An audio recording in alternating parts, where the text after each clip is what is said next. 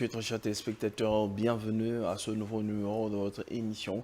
Je vous l'avais annoncé que nous devions normalement faire suite à une série d'émissions que nous sommes en train de produire ces derniers temps avec l'homme des dieux qui nous fait honneur de passer ces moments merveilleux pour apprendre ces choses. Mesdames et messieurs, aujourd'hui nous allons parler du 4e C. Nous sommes avec l'évangéliste Roger Baka. Il fallait une petite pause pour lui, une façon de se reposer et ainsi de se ressourcer. Alors nous parlons aujourd'hui du complexe, la 4e partie de notre émission, à qui je dis bonjour et bienvenue, Reverend. Bonjour et bon retour à toi. Merci beaucoup. Merci beaucoup, mesdames et messieurs. Je vous salue tous à la maison. Je suis le moindre de tous, le plus petit de tout le serviteur de Dieu du monde, le galérien, avec comme identification biblique Ésaïe chapitre 60, le verset 22. Aujourd'hui, je continue les enseignements sur cette très grande émission Repère pour tous qui nous ont suivis la dernière fois. Et donc, je dédie cette émission à tous les jeunes. Je dédie cette émission à tous ceux qui aspirent servir la cause de la grandeur, à tous ceux dont l'Éternel a choisi pour présider demain au destin, non seulement de l'Église, mais aussi de la nation. Que le Seigneur vous bénisse partout dans le monde, s'il vous plaît, pour rien au monde. Ne ratez pas cette émission. Très bien, pour rien au monde, ne ratez pas cette émission parce que les bonnes choses seront dites comme c'est de coutume, c'est-à-dire les bonnes choses sont dites sur cette émission et surtout sur le sujet que nous sommes en train de développer sur la grandeur, tout celui qui aspire, comme on l'avait dit au début, que tout le monde, tout être humain naît avec la grandeur. Il faut devoir se découvrir. Si vous voulez vous découvrir les éléments que Dieu a placés en vous, suivez cette émission, vous allez comprendre. Alors, évangéliste Roger Baka, comme nous parlons aujourd'hui du 4e C, oui, c'est la 4e partie de notre émission, le complexe. Par définition, c'est quoi le complexe? Merci. Mesdames et messieurs, comme je le disais tout à l'heure, Jules, c'est que nous avons 3 types d'hommes appelés sur la terre à devenir des arbres géants et qui peuvent présider au destin de leur nation ou de leur famille. Nous avons dit premièrement qu'il y a des gens qui sont nés grands. Deuxièmement, nous avons dit qu'il y a des gens qui sont appelés à devenir grands.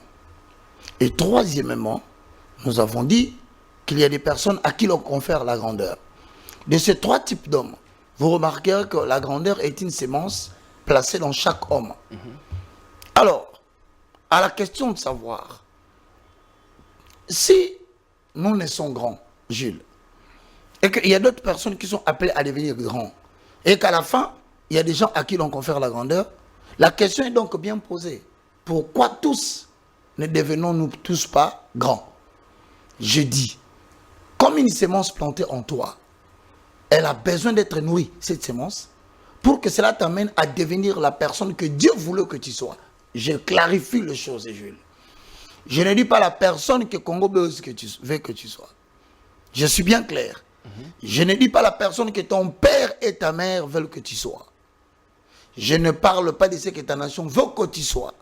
Je dis devenir la personne que Dieu voulait que tu sois sur la terre. Il faut bien me suivre, mes bien-aimés. Alors, pour cela, nous avons dit qu'il y a un certain nombre de choses qu'il faut faire pour maximiser les chances de devenir la personne que Dieu voulait que vous soyez et influencer les nations, pourquoi pas présider au destin de votre peuple. Mais il y a aussi des choses qu'il ne faut pas faire.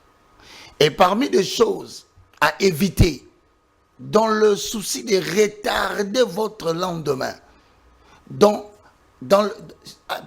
le fait de ne pas commettre l'erreur, de retarder votre puissance en devenir, nous avons parlé des 4. Si. Voilà. Le premier, nous avons dit, pour ceux qui suivent, qui n'ont pas suivi, vous aurez les rappels, je vais bien le faire.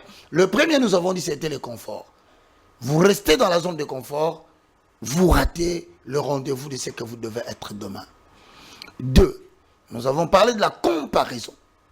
Vous vivez sous la comparaison avec d'autres personnes tout au long de votre vie, dans votre carrière, dans votre vie conjugale, dans votre vie professionnelle, vous raterez le rendez-vous de devenir la personne que Dieu voulait que vous puissiez être vous-même. 3. Nous avons parlé de la complaisance. Vous vivez sous la complaisance, vous développez le syndrome de la maladie de Lazare. Par conséquent, vous ratez les opportunités qui sont autour de vous pour devenir la personne que Dieu voulait que vous puissiez être. Mon frère Gilles, ainsi que tous ceux qui me suivent à partir de la maison, finalement, nous voici arrivés au 4e C, qui est intitulé complexe. Mais à la question de savoir, c'est quoi le complexe? Le complexe, c'est un état des sentiments. Premier fait. C'est un état des idées. Deuxième fait.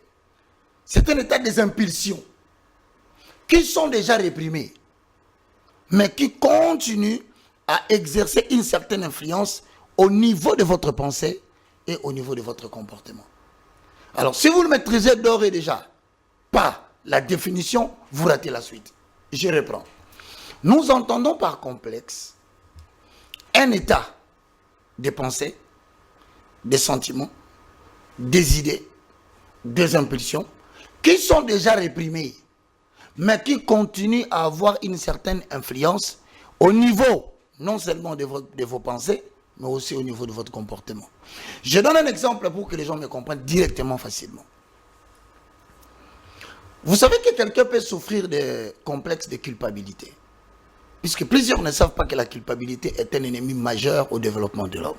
Quelqu'un peut souffrir de complexes de culpabilité. Justement, par exemple, à cause d'une erreur spécifique qui lui a été imputée dans la vie, à une certaine période, on l'a imputé une certaine erreur spécifique. Alors, depuis qu'on lui a imputé cette erreur, ça peut être une erreur d'échec conjugal. Depuis qu'on lui a imputé l'erreur, que si son mariage a connu un décès, d'une mort physique précoce, c'était ta faute. Homme ou femme, donc on vous impute que si votre fiançaille n'a pas réussi, c'était à cause de toi. Donc c'est une erreur spécifique d'une période. Si elle est morte, c'est parce que tu as eu la négligence. Si aujourd'hui, ton père est dans cet état, c'est parce que toi, tu as dit ça, voilà pourquoi ça fait cela. Alors maintenant, ça développe en l'homme une certaine culpabilité au point qu'il manque la paix. Et s'il faut aller même plus loin, non seulement qu'il manque la paix, vous constatez que cette personne a difficilement à avoir du sommeil pour dormir. Et ça freine même l'épanouissement de la personne. C'est fini. Cet état de culpabilité développe le complexe qui continuera à influencer ses pensées et continuera à influencer son comportement. Nous avons beaucoup de gens dans la société aujourd'hui, au moment où je vous parle, Gilles, qui n'ont pas besoin de délivrance, qui n'ont pas besoin qu'on leur impose le main. Mais seulement, il faut qu'on parle de cet état de complexe et vous verrez que plusieurs seront libérés. Je te donne un exemple. Le simple fait que tout en étant petit, en traversant la grande route, une petite erreur s'est glissée, ton petit frère a lâché ta main, il a été cogné. Aujourd'hui, il est handicapé. Maintenant, si vous ne délivrez pas la personne souffrant de complexes de culpabilité, chaque jour qu'il verra l'handicap de son frère, il se dira toujours, c'est moi qui suis le responsable de cet acte. Et c'est fini. Ça va continuer à influencer ses pensées et son comportement dans la société. J'ai un exemple biblique que je peux citer parce que repère aussi, on ne doit pas se tromper. Nous devons trouver nos repères dans la parole de Dieu. Absolument. Lisons le livre de 1 roi, au chapitre 19, le verset 1 à 4. Je lis au nom de Jésus-Christ. Akab rapporta à Jézabel tout ce qu'avait fait Élie et comment il avait tué par le paix tous les prophètes. Jézabel envoya un messager à Élie pour lui dire que le Dieu me traite sous toutes les rigueurs. Si demain, à la même heure, je ne fais de ta vie ce que tu as fait de la vie de chacun des prophètes. Élie, voyant cela, se leva et s'en alla pour sauver sa vie. Il arriva à Beersheba, qui appartient à Juda, et il y laissa son serviteur. 4. Pour lui, il alla dans le désert, où après une journée de marche, il s'assied sous un genêt et demanda la mort en disant 2 points. Ça n'est assez. Maintenant, Éternel, prends mon âme, car je ne suis pas meilleur que mes pères. Rien qu'en lisant cette écriture, nous remarquons que le grand prophète dont nous parlons aujourd'hui, que tout le monde chante, qui a arrêté la pluie pendant 3 ans et 6 mois, ce grand prophète qui a décapité 450 prophètes de Baal et 400 prophètes d'Astarté, tu remarques qu'à la menace d'une femme, à la suite d'un défi qu'il a relevé, qu'il a accompli une prouesse, Jézabel va lui dire, à la même heure demain, si ta tête reste sur tes épaules, dis que je ne suis pas la femme du roi. Alors il fuit. Pourquoi? Parce que la dame a justifié. Il dit, ce que tu as fait aux autres, écoutez-moi bien, ce que tu as fait à d'autres prophètes, moi je te le ferai. Ce n'était pas la faute d'Élie. Jules, ce n'était pas à Élie de ressentir la culpabilité. Parce que ce sont eux qui ont demandé ces défis. Ce sont eux qui ont commencé à remettre en cause la notoriété du véritable Dieu en Israël. 2 fois, il faut te mettre dans la tête que ce n'est toujours pas ta faute. Parce qu'en compétition avec toi, quelqu'un s'est retrouvé dans des situations difficiles. Ce n'est toujours pas ta faute. Parce que certaines personnes voulant se comparer à toi, tu étais obligé de montrer le meilleur de toi. Aujourd'hui, ils se sont retrouvés là, ils se sont retrouvés. Ce n'est toujours pas ta faute. Dans la compagnie, en voulant faire mieux, quelqu'un a été chassé parce qu'il ne faisait rien. Ce n'est toujours pas ta faute. Dans la famille, voulant avoir la supériorité de ta propre personne, certains se sont fait manquer de la considération dans la famille. Chers frères, vous me suivez à la maison. Ce n'est toujours pas votre faute. Le fait qu'on ait suspendu les autres et à cause de ton bon caractère, tu as été considéré. Enlève de toi la culpabilité de dire aïe, c'est à cause de moi ou je n'ai pas été fidèle à mes amis, oh, mais j'ai trahi. Tu n'as trahi personne. Tu n'es resté que ce que Dieu voulait que tu sois et par conséquent, les autres se sont fait défavoriser. Mais dans le cas échéant, mon frère, regarde un peu ce qu'Élie dit. En français, take away my life. For myself, I am not better than my fathers. Si vous regardez cette phrase, prenez-moi, oh Dieu, maintenant, parce que je ne suis pas meilleur que mon père. Faisons l'analyse à travers un repère.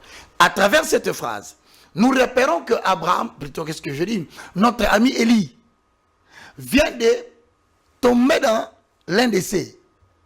Je ne suis pas meilleur que mes pères.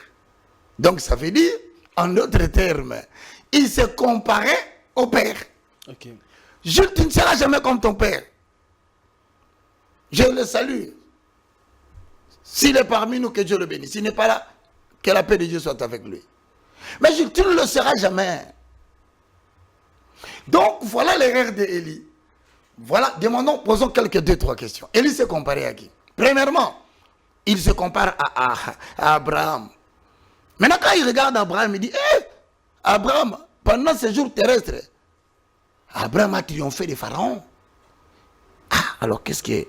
Et non, il a challengé les 5 rois de Kedorlaomer. Il a regardé Moïse, il dit, Moïse, il est entré dans le palais des pharaons. Il a pris 600 000 hommes de pied, sans compter les femmes et les enfants. Il dit non, par rapport à lui, je suis zéro. Au lieu de s'arrêter là, il va se comparer encore à Joseph. Lequel Joseph a pris le trône jusqu'à devenir le premier ministre, le vizir, la personne qui décide après le roi, sur une terre étrangère. Enfin, il va se comparer à Néhémie. Néhémie qui a défié son roi. Le roi lui a donné l'autorisation. Il a rebâti les murailles de Jérusalem. Finalement, il s'est dit, ah, je ne suis pas mère que mes pères. Je vais te dire la vérité. Chaque fois que le diable va te lancer dans ces sales exercices, de vouloir te comparer avec les autres, sache qu'il va te donner le mot de passe au complexe. Parce que la comparaison finit par donner un mot de passe à un complexe, soit de supériorité, soit d'infériorité. Voilà par là que moi je voulais que nous puissions un peu définir les caractéristiques, encore les types de complexes, parce que vous venez de parler de la culpabilité. Complexe de culpabilité. Vous avez parlé aussi de la culpabilité comme étant un complexe. Comme étant un élément qui peut provoquer un complexe. Un complexe. C'est-à-dire, ça commence à influencer tes pensées. Gilles, tu as des hommes et des femmes intelligents, brillants. Mais dès qu'il s'est marié, à cause de la culpabilité du passé, il est en train de faire souffrir sa nouvelle conjointe. Il a la culpabilité des mariages qui a échoué. Voilà maintenant, lui, il estime que la nouvelle femme qui vient doit souffrir. Ça va influencer ses pensées, ça va influencer son comportement. Et ce mariage ne marchera jamais tant que cette personne n'est pas guérie du complexe de culpabilité. Donc il a la culpabilité, par exemple, d'une relation amoureuse passée et qui va subir... Et il fait subir les conséquences au niveau... Il pense toujours comme ça. Même au niveau sentimental. Donc la femme pose un acte qui semble être similaire aux actes posés dans son mariage antérieur. Ou d'une relation antérieure. Tout à coup, il n'agit pas en fonction de ce que la femme vient de faire. Il agit en fonction de la finalité de l'acte de la femme par rapport à son passé. Et voilà donc, vous êtes dans une situation conjugale complexée. Jamais ça ne marchera. Parce que l'autre estime que j'étais dans un mariage où l'homme a fait ça, ça, ça. Maintenant, dans un nouveau mariage, au lieu de donner la chance au partenaire qui vient, il suffit que l'homme pose un acte de rentrer à 22h. Tout à coup, voilà tout un passé de la femme qui revient et qui commence à dire, cet homme va me faire la même aventure que j'ai connue la fois passée. C'est fini. On est comme dans une psychose. C'est fini. Le mariage est entré dans un état de complexe. Je vais essayer de te donner quelques éléments, les 3 faits qui sont liés au complexe. Premier fait, tous ceux qui vivent sous le complexe, leur vie devient complexée. Tous ceux qui vivent dans le complexe, leur vie est complexée. Devient complexée. C'est pour autant dire, beaucoup de gens, surtout dans notre monde médiatique, dans notre monde professionnel, dans le monde politique, même dans le monde religieux, même dans le monde ecclésiastique et religieux, beaucoup de gens ont compliqué leur vie pour le simple fait qu'ils ne savent pas que tout en étant intellectuel, après avoir fait de grandes études, ils souffrent d'une épidémie qu'on appelle très mortelle, le complexe. Vous savez, sincèrement, si vous vivez sous le complexe, ça peut être le complexe de supériorité ou d'infériorité, votre vie, comme je l'ai dit, va devenir complexée. Mais tout ça peut être réalisable, tout ça peut être manifesté, tout ça peut être visible dans la vie de l'homme, si seulement si vous oubliez que dans la vie, certaines personnes ont rendu leur vie complexe pour le simple fait qu'ils ont vécu selon les standards des autres. Et je pense, moi aujourd'hui, guérir quelqu'un pour lui dire, ne vivez pas selon les standards des autres. Vivez selon votre propre standard. Mais ce qui est même meilleur dans la vie, il faut vivre selon les standards de Dieu. Donc ici, je rappelle, il y a 3 types de standards. Le premier, c'est les standards de Dieu. Deuxième, c'est votre standard personnel. Troisième, c'est le standard des autres. Mais regardez la différence. Les esprits faibles que le monde a réussi à dompter, que le monde a réussi à mater, à stopper leur ascendance, ce sont des hommes et des femmes qui ont passé leur vie à vivre selon les standards des autres. Que pensent les gens pour moi? Cet état de ces genres de personnes se fait de manière volontaire ou bien involontaire? Non, mais c'est tout simplement parce que tu laisses les autres dicter ton avenir. Tu laisses les autres définir ton identité. Parce qu'on devient complexé indirectement, sans le vouloir. Même justement, Parce qu'on est influencé c'est par un- certaines personnes. je te dis, c'est un état. Hein? Je te dis que c'est un état. C'est-à-dire que des impulsions, des idées, des sentiments, bien que cela a déjà été réprimé, mais ça continue à exercer une influence sur vos pensées et sur votre comportement. Il y a aussi un problème de morale. C'est-à-dire que ce genre de personnes qui développent ce complexe-là, n'importe lequel, ont un moral beaucoup plus faible. Mon frère, dès lors que tu t'engages dans le chemin de la grandeur, mets-toi en tête que le diable enverra sur ton chemin deux personnes, des caractères difficiles, qui viendront uniquement pour créer des actions compliquées dans ta vie. Ainsi te laisser des sentiments, des idées, des impulsions. Chaque fois que tu en penses, tu te dis, je ne saurais pas continuer, je ne suis pas meilleur que les autres. Et ces gens-là viendront. Et si tu te laisses emporter par ces sentiments Tu abandonnes ton chemin. et tu te fondres. Et tu deviens un petit esprit. Comme je t'ai dit, les petits esprits vivent sur les standards des autres. Les esprits moyens vivent sur leurs propres standards. Autrement dit, il ne néglige pas ce que les gens disent de lui. Mais il dit aussi que je ne peux pas laisser les opinions des autres définir C'est que je suis. ce que je suis et influencer mon identité. Frère, là où on ne t'accepte pas naturellement tel que tu es, ne cherche pas à forcer, sinon tu commences à vivre selon les autres. Et tu n'es pas toi. Il viendra un jour, tu perdras ce que tu es toi-même. Tant mieux prendre une bonne décision aujourd'hui après cette émission, de rester toi et d'aller continuer ta vie ailleurs. Donc dès lors, vous n'êtes pas accepté quelque part, il faut plier bagage. Restez vous. Parce que là, vous risquez de dire, je vais m'adapter à ce qu'ils veulent. Mais ce n'est plus toi qui vis. Maintenant, à ce moment-là, C'est tu un vis homme. dépendamment de ce qu'eux veulent. Exactement. Mais comment tu vas aller loin? Je vais te dire là où c'est limite de ce que les gens pensent de toi. Parce que chaque standard a une limite. Le standard de Dieu a une limite. Le standard de ta propre personne a une limite. Mais le standard des autres a aussi une limite. Et dans le cas échéant, je suis en train de tenter de te dire. Je vais essayer de définir un peu le standard. Hein, parce qu'on en a parlé, mais on n'est pas en train de profiter. Nous entendons par standard. C'est une unité de mesure. Le standard est une unité de mesure. Et votre standard comprend vos plans, vos priorités et vos préférences. Faites attention avec les trois choses, ça joue un rôle très important dans le développement de la sémence de Dieu qu'il a plantée en vous pour devenir le géant que Dieu vous attend. Dans votre standard, je répète, il y a une unité de mesure.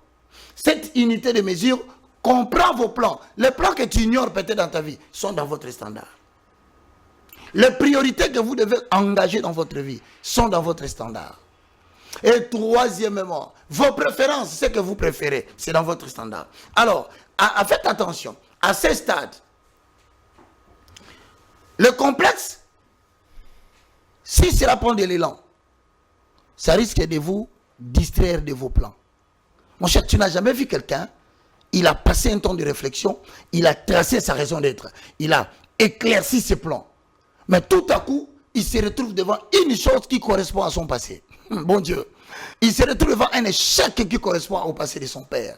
Il se retrouve devant un échec qui correspond au divorce de sa mère. Il se retrouve devant un échec qui correspond à une erreur de son passé. Tout à coup, il a l'impression que les idées sont changées. Il oublie le plan. Le voici, il se lance dans des choses qui le distraient et qui l'éloignent facilement, petit à petit, de ses priorités. Alors, le mal, c'est quoi? C'est que ça va détruire vos préférences. Et ça va vous laisser vous lancer dans les préférences des autres. Retenez ceci, mesdames et messieurs. Ne laissez jamais, je le dis, ne laissez jamais que les opinions des autres puissent dicter ce que vous pensez. Ne laissez jamais. Même si vous êtes pasteur, ne laissez pas les opinions des autres commencer à dicter vos pensées. Pourquoi? Parce que les opinions des hommes ne vous amèneront nulle part. je veux bien que tu répètes. Toi qui t'enfermes dans la chambre, toi qui t'enfermes au salon, tu commences à regarder le théâtre matin, midi, soir. Toi qui es un bosseur, c'est vrai, tu n'as plus de boulot. C'est vrai, tu n'as plus de moyens. Mais pourquoi, jusqu'à preuve du contraire, tu t'es décidé de rester au salon, dormir, regarder TikTok matin, midi, soir, regarder Facebook, YouTube? Mon frère, les opinions des autres ne vous amèneront nulle part. Comme d'autres disent, il n'y a plus de boulot dans Tassoki, excuse-moi, je parlais français. Quand les gens disent en République démocratique du Congo, il n'y a pas de boulot. Moke Koufa en français, le pays est mort. C'est ça, ça veut dire ça, non? Ou bien décédé. Détruit.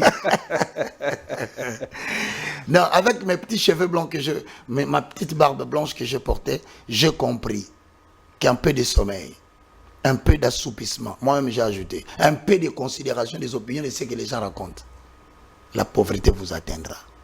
C'est dans ce même pays que les gens deviennent des ministres. C'est dans ce même pays.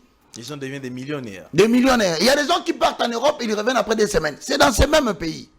C'est pour ainsi dire à quelqu'un, ton opinion personnelle, mon frère, ne t'amènera que quelque part.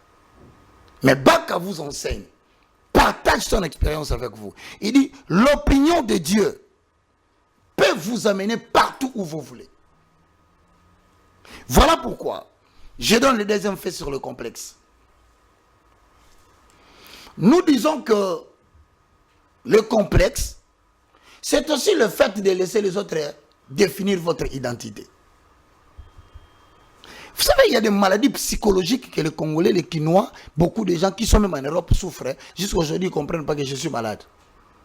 Il faut que je trouve un pasteur ou un psychologue qui puisse discuter avec moi parce que j'ai comme l'impression, je suis en train de vivre selon les opinions des autres. Et l'opinion des autres commence même à dicter votre identité. Influencer sa vie. Faites attention. Il y a une très grande différence entre votre identité et ce que les gens racontent. Aux yeux des hommes, Jésus posa la question. Que dites-vous que je suis? Tous ont tapé à côté. Devant des hommes, Jésus demande, que dites-vous que je suis? Tous ont tapé à côté. Il se peut que tout le monde ait commis des erreurs sur toi. Ne te condamne pas. Ah, pourquoi j'ai des problèmes avec tout le monde? Ah, pourquoi là-bas on ne m'a pas compris? Non, il se peut que tout le monde ne comprenne pas ton identité. Laissez-moi vous dire quelque chose de très important. Il y a 3 choses dans la vie que vous pouvez perdre. Le premier, c'est votre célébrité. Je vous informe. Si vous perdez votre célébrité, vous n'avez rien perdu. Vous savez que rester à un même poste, rester dans un état de confort, produire les mêmes émissions, rester longtemps, 7 ans, 10 ans, dans une entreprise, en train de faire la même chose. Oui, c'est bien, vous gagnez l'ancienneté. Mais généralement, les gens qui ne veulent pas bouger dans ce qu'ils font, c'est parce qu'ils n'ont plus rien à offrir, ils ont peur de perdre le peu qu'ils ont. Quand vous voyez des gens dans une même entreprise, 7 ans, 8 ans, 9 ans, 10 ans, ils ne quittent pas. Très souvent, c'est parce qu'il n'a plus rien à donner. Il y a certaines personnes qui ont des avantages. Ancienneté. Mais l'ancienneté, c'est une forme aussi de quelqu'un qui a peur d'affronter l'avenir et tenter une nouvelle chose.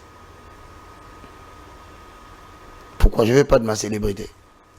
Frère, Jules, si tu perds la célébrité, tu n'as rien perdu. 2, si tu perds ce qu'on appelle la nationalité, tu as perdu quelque chose. Mais, si tu perds ton identité, tu as tout perdu. Pourquoi? La célébrité est définie par rapport à l'œuvre que tu fais. Aujourd'hui, c'est repère. Demain, tu risques de faire encore à la lumière de la parole. Mais tu risques de commencer à avoir peur. Le président Boussembe, je vous salue. Hein? Ne prenez pas mal. Hein? C'est juste une émission. Je ne peux pas avoir peur d'ici. Je quitte Congo Buzz. Je vais devenir quoi? Voilà la question de la vie. Tout le monde devait se le poser. Puisque je suis payé aujourd'hui par une chaîne. Je suis pris en charge avec mes enfants par une chaîne. Mais demain, si je quitte, je perds repère. Les gens vont me suivre comment? Je perds à la lumière de la parole. Les gens vont me suivre comment? Cette paire-là doit vous quitter à partir de l'âge de 40 ans. Parce qu'à l'âge de 40 ans, tout homme, tout jeune homme, Dieu lui donne la possibilité de souffrir d'une maladie qui va l'épanouir. La maladie de la quarantaine. Si je bouffe aujourd'hui, et si je nourris mes enfants, derrière tout ça, qui est derrière? Patron. Non, à 40 ans, tu devrais commencer à éviter qu'il y ait un patron qui tienne en main l'avenir de ta femme et de tes enfants. Parce que, Jérémie 17,5 dit, maudit soit l'homme qui se confie à l'homme. Parce qu'à un certain âge, tu dois placer toute ta confiance sur toi-même avant de compter sur les autres. Je passe. Frères et sœurs dans le Seigneur, si vous perdez la nationalité, vous venez de perdre seulement le lieu et vous venez de vous séparer avec le lieu où vous êtes venu au monde. Vous n'avez rien perdu parce qu'un Français, un Anglais, un Américain qui me suit aujourd'hui, s'il est Congolais, il rentre ici sur la terre de ses ancêtres, il a la possibilité constitutionnelle lui reconnue de recouvrer encore la nationalité congolaise. Donc il n'avait en réalité rien perdu. Mais troisièmement, Gilles, si vous perdez votre identité, mon frère, vous avez tout perdu. Pourquoi? Vous perdez le repère. Parce que vous avez perdu celui qui vous a créé. Voilà pourquoi je demande à chacun de nous de savoir l'identité est une chose importante que vous devez préserver dans votre vie. Pourquoi? Parce que celui qui préserve son identité préserve son avenir et a le contrôle du lendemain. 3. Tous ceux qui vivent sous le complexe n'achèvent pas leur mission sur la terre. Parce que la personne avec qui tu te compares devient ta limite. Au-delà de lui, tu ne feras rien. C'est pourquoi j'interdis aux autorités politiques, ne vous comparez pas avec les autres, vous risquez de ne pas aller au-delà de ce qu'il a fait. Parce que dès que tu te compares avec quelqu'un, il devient ton sommet. Tu n'iras pas au-delà, c'est ton unité de mesure. Oh, je prie le bon Dieu que ce message passe bien. N'osez pas prendre votre directeur, commencez à lui raconter les prouesses de la fois passée. C'est lui qui était ici, il avait fait ça, il avait fait ça. Toi, tu dois dépasser. Non, non, non, non. Personne ne dépasse l'autre. Chacun fait sa part des responsabilités que Dieu lui a donné de faire sur la terre. À la limite, qu'il dise à Dieu, j'ai fait ce que tu m'avais demandé de faire. Je ne sais pas si je peux continuer. Ouais, il nous reste peu de minutes. En conclusion, parce qu'il y a quand même un élément que je voulais ajouter. Très bien. Avant de prendre un dernier point qui m'intéresse, parce qu'il faut le dire, que nous sommes des jeunes. Ce pays a besoin de l'élévation d'une nouvelle élite, à la fois spirituelle et à la fois ecclésiastique. Retenez ce que je vous dis. Les champions qui sont des gens qui ont fait des choses extraordinaires dans le monde, ils détestent totalement la zone de confort. Quand il a une voiture et qu'il y a l'embouteillage, il égare quelque part. La voiture, la voiture ne peut pas empêcher le lendemain d'une personne à se manifester. Une maison ne peut pas devenir un obstacle pour que toi tu aies une deuxième maison, une troisième. Donc les champions qui ont réussi dans la vie détestent le confort. Les champions qui ont fait des choses extraordinaires sur cette terre, ils détestent la comparaison. Parce que la comparaison vous amène à entrer dans une compétition avec des gens qui ne sont pas meilleurs que vous. Il y a des gens sur la terre qui n'ont pas achevé la mission que Dieu leur a donnée. Maintenant, toi, tu te compares à lui. Tu sais, tu te compares à qui? Tu te compares à une personne inachevée. J'ajoute, les potentiels champions de la grandeur détestent la complaisance. Quand il voit quelque chose qu'il n'aime pas, ou il fait quelque chose pour le changer, soit, si tu ne veux pas faire quelque chose pour changer ta condition de vie, tais-toi, arrête de te plaindre. Tout le monde en a marre de t'écouter te réclamer à tout moment. Enfin, les potentiels champions qui ont réussi avec 2 bras comme toi, 2 yeux comme toi, à faire de grandes choses sur la terre, ce sont des personnes qui ont refusé de vivre sous le succès des complexes. Mesdames et messieurs, j'ai prévu quand même de parler de quelqu'un aujourd'hui pour l'encourager.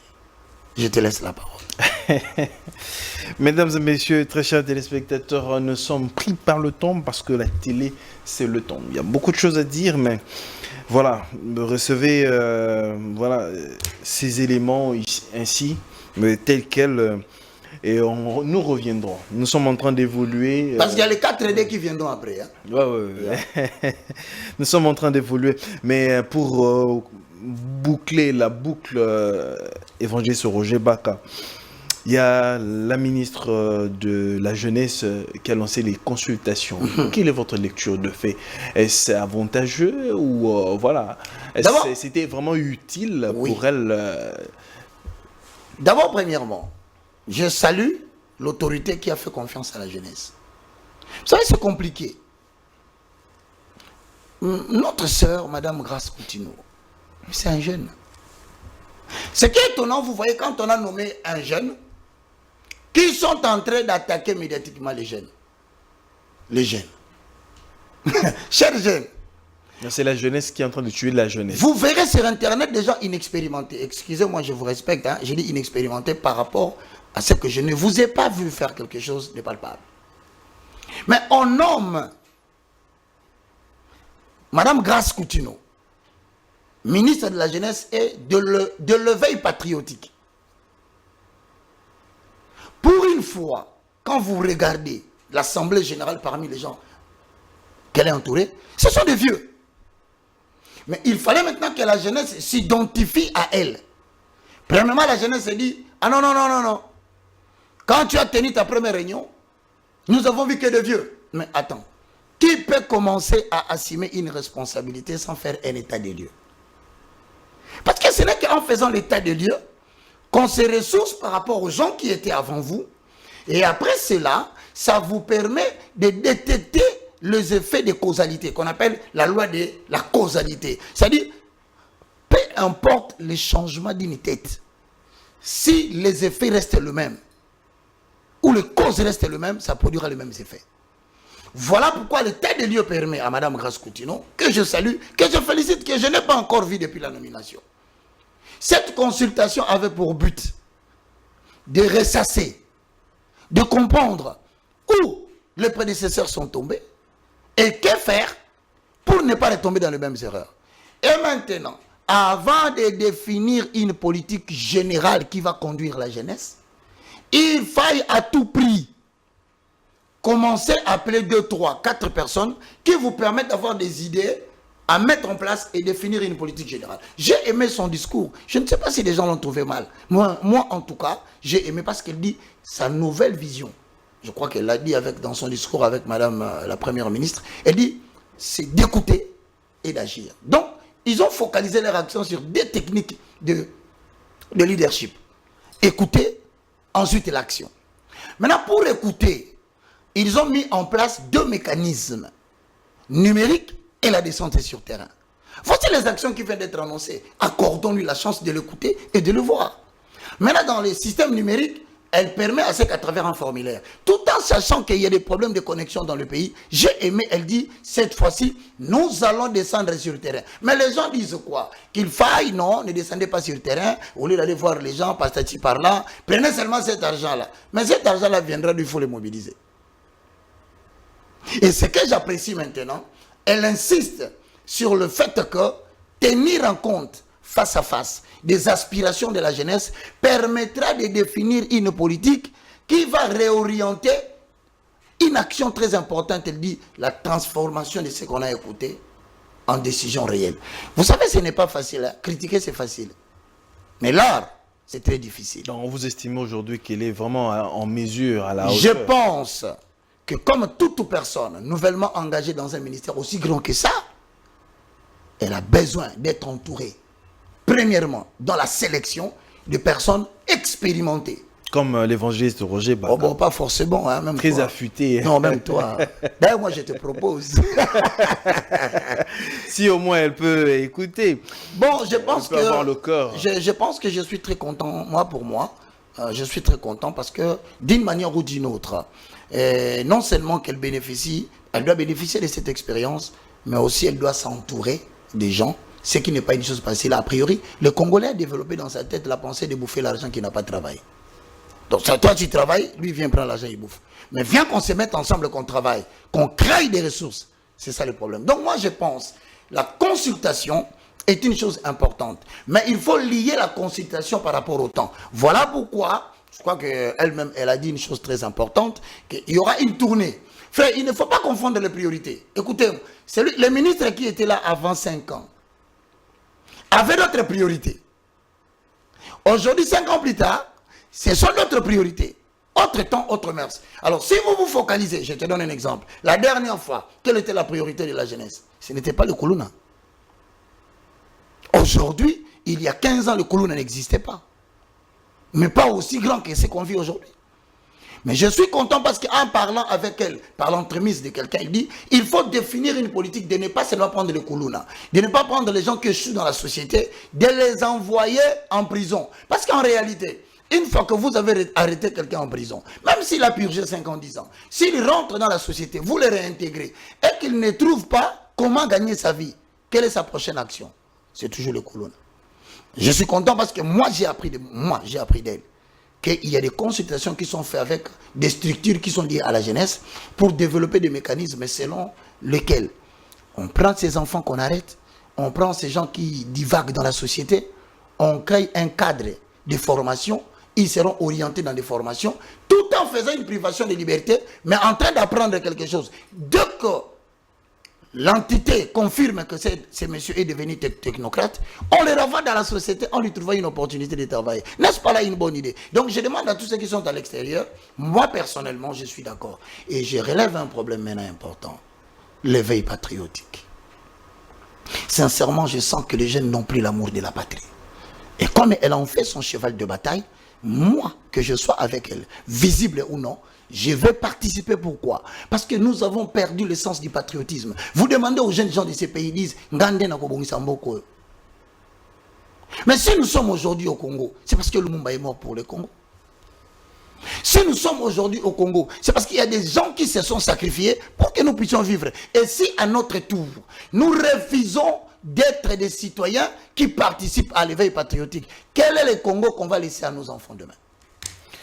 Et donc je le salue, je dis madame, félicitations, ne prêtez pas attention aux standards des autres. Oui, c'est vrai, vous pouvez prendre compte des critiques. Je salue tous les jeunes qui parlent sur Internet et tous les amis. Mais je pense qu'il est aussi mieux de transformer vos critiques en propositions écrites et venir les déposer et de lui donner le temps. Donc merci beaucoup. Je crois qu'aujourd'hui, merci. Pourquoi? Parce que la RDC est en train de connaître un complot à l'échelle mondiale. Les nations occidentales, je veux dire les nations occidentales et les nations des États-Unis, tout consort, cherchent à tout prix à balkaniser ces pays. Dans la balkanisation et...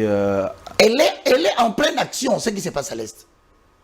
Alors quand un peuple ne comprend pas le veille patriotique et ne veut plus défendre sa terre, ce peuple est prêt pour aller en esclavage. Je prie le Seigneur que Madame Grace Coutinho, comme c'est un jeune, nous allons tenter de voir comment la soutenir de près ou de loin, ne pas seulement se limiter dans des critiques, pour que demain émerge un Congo qui permettra à tous les jeunes de savoir qu'ils n'ont qu'une seule terre, c'est la République démocratique du Congo qui les appartient. Alors, évangéliste Roger Baka, nous avons fini VK et il y a eu une motion de censure qui pèse sur lui. Comme on dit, il y a l'épée de Damoclès qui est sur VK. Va-t-il tomber ou non? On l'accuse d'incompétence. Quelle est votre lecture de fait? Bon, écoutez, moi je constate avec amertume ce qui s'est fait. Mais au cas où on aurait oublié, déjà, l'épée Damoclès est déjà partie. Ça veut dire que c'est déjà fini, les choses sont consommées. Il faut suivre l'information. Depuis hier, il s'est passé des choses au Parlement. Et je pense que nous devons tourner nos regards vers le futur. Mais il voit le président de la République le 14, on arrive lundi devant l'Assemblée nationale et on fait une pression, il est menacé. Et voilà, les bureaux de l'Assemblée nationale où on devait recevoir la motion est fermé. Bon, peut-être que tu peux faire une corrélation entre cette visite et l'Assemblée. Mais moi, je te dis en conclusion. Vous savez, en politique, il faut toujours savoir que vous vivez avec des rondes. Un carré peut tout facilement devenir un cercle. Carré.